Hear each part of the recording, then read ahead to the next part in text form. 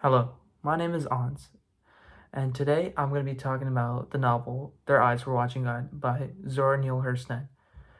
And today I will be answering 5 questions, analyzing and giving my own thoughts and opinion about each question and the book, and basically overall rating how I like the book and what I specifically liked about it, what I specifically disliked about it. So, beginning the for one of the first question is the novel action begins with ends with two judgment scenes. Why are both the groups of people judging her? Is either correct on its assessment? So, in the eyes of the watching God, both judgment shows people trying to define Janie. That's been the plot throughout the book. Everyone's trying to describe Janie who she is, but it's not true because Janie can't even describe herself. She's being described by porch sitters who gossip in Edenville. They judge her by gossip, jealousy, and old expectations. And that's in the beginning. And even at the end, the courtroom with Tea Cake's friends judge her for killing him without fully understanding the rabies, self-defense, or her love and grief. Neither group is completely correct because the townspeople see only one rumor and appearance. They only see Janie on the outside. They don't see the struggles and what she has gone through. They don't see how she's really been treated. They don't really see. They just gossip. They just do. Most importantly, they're all jealous of her. Every single person on the porch sitters there are just incredibly jealous of her. And I think of this question is just it just really shows how much people really judge and be are jealous of each other. Because Janie's, when this book is like all throughout the book, is just really honestly just trying to find herself, and she's being judged. She only has one, and that her best friend that doesn't judge her, only always listens to her. So that's my opinion on that question. Question two: many readers consider the novel a coming of age novel. Janie journeys through three marriages, what initially attracts her to each man, what causes her to leave, and what does she learn? So obviously, the first marriage with Logan Killix, there was no love, there was nothing. It was pure protection, pure money, because Janie's grandmother wanted Janie to be safe and protected because her grandmother never experienced love. Her grandma never experienced nothing. Her nanny basically didn't experience none of that, and she caught Janie, at 16 years old, like kissing someone, and she realized that she doesn't have much left, and she wants to see Janie be protected. She wants to see Janie to go in safe hands. But Janie's only 16. She's just still finding herself. So Janie marries him, and then there's nothing there. No love, no connection, no nothing.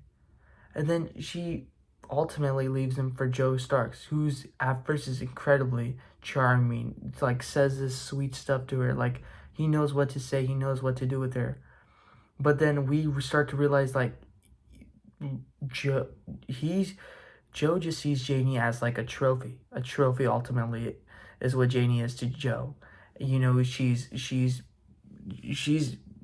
Joe wants her to be dependent on her. He's the mayor, he's all this. He makes Janie tie up his hair, makes her like work, makes her belittles her, slaps her, beats her, is incredibly abusive. And then, when Joe gets sick, when he ultimately dies, Janie lets him have it. She's incredibly fed up with him. And then, when she comes back to Edenville, she meets Tea Cake, who is her first true ever love. And that is because, like, the way Tea Cake treats her at first is incredible. And Tea Cake has something that the other two have. The other two have money and power. Tea Cake doesn't have that. Tea Cake is just himself with her. He's very complex, very, he's a very bipolar character. Because at the beginning, he's incredibly loving. But he does beat Janie too to show, oh, I'm still in power too. But he does feel bad. He's just a very polarizing character, TK. And I think their love is real, but it involves a lot of pain and risk. That's my opinion on question two. Question three: how does imagery and the tone of the last few pages of the novel connect with either moments of the novel? Janie's story ended in triumph, despair, a mixture of both. So the last pages of Their Eyes Are Watching God are honestly some of the climax, some of the best stuff happens. So some of the best natural imagery is like the pear tree, the storm, the way Janie keeps turning life into pictures in her mind.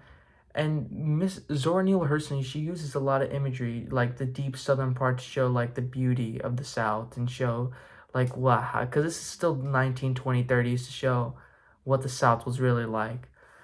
You know, the tone stays both lyrical and reflective. You know, it's very reflective because like Janie's telling this, like it's like a story of someone else telling her. It's like, or her telling her like how she basically got in this position.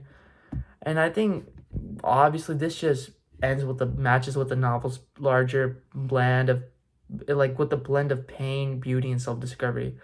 Ultimately, I think Janie's story ends in a mixture of triumph and sorrow. She has found her own voice by what cost, her own understanding of love, and a sense of peace in her life. But she suffered incredible amounts of losses, especially Tea Cake's death. So the ending honestly feels more like a hard-won peace than simple happiness. Because after TK dies, Janie's what, almost 50, 50 something, 50.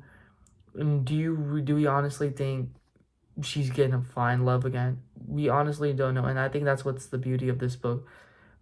It keeps us guessing. Does it give us an answer? Yes, but does it really? I don't think so. Question 4. What is something we discussed in class that we would like to discuss or talk about that? Honestly, one thing I would really like to discuss more is like the way Janie finds her own voice. We talk about her, her relationships, how like she's not the best finding her significant other.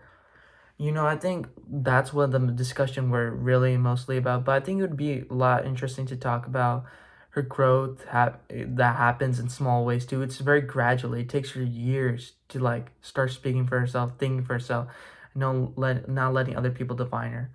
I think that matters because Janie's journey is not just about love or loss. It's about becoming independent and learning that her story belongs to her, not the people around her.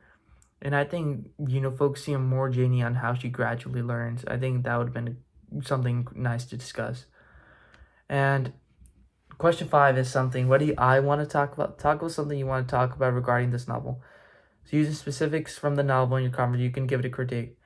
So what I honestly mostly want to talk about this novel is what makes Janie's silence as important as her voice.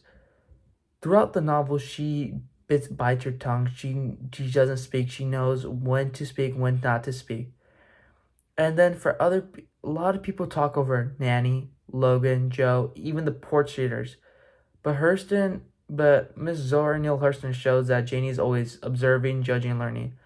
When she's always thinking, when she's out with nature, she's always thinking. She's like in her own, basically. Especially in scenes like the pear tree, the hurricane, when nature seems to speak more than people do, honestly. It just shows like she's quiet, but she's quiet in her own way. She's always thinking, she always knows what to do.